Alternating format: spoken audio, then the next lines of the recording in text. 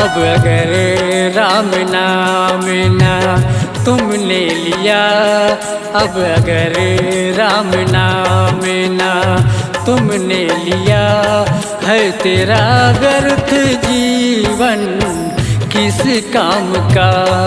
अब अगर राम नाम ना तुमने लिया, है तेरा व्यर्थ जीवन किस काम का।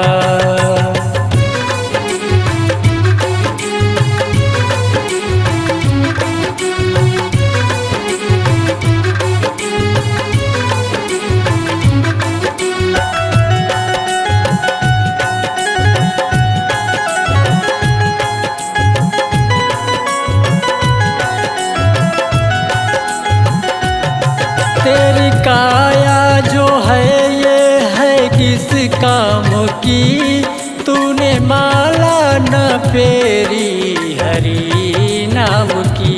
तूने माला न फेरी हरि नाम की। तेरी काया जो है ये है किस काम की, तूने माला न फेरी हरि नाम की। वक्त निकलेगा फिर तू पछताएगा, वक्त निकलेगा फिर तू पछताएगा। कैसे दर्शन प्रभु के कर पाएगा।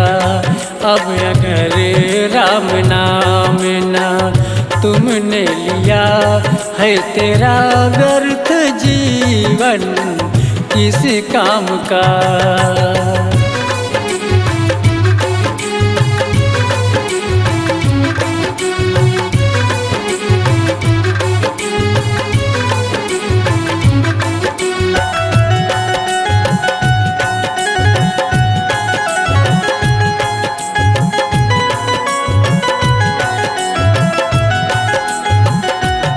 अब राम से लगन लगा लेगा तू, सारे बंधन से मुक्ति पालेगा तू। सारे बंधन से मुक्ति पालेगा तू।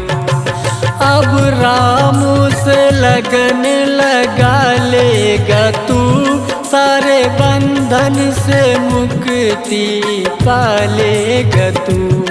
हरि भक्ति में जो यहाँ रम जाएगा, हरि भक्ति में जो यहाँ रम जाएगा, राम के धाम का वो सुख पाएगा।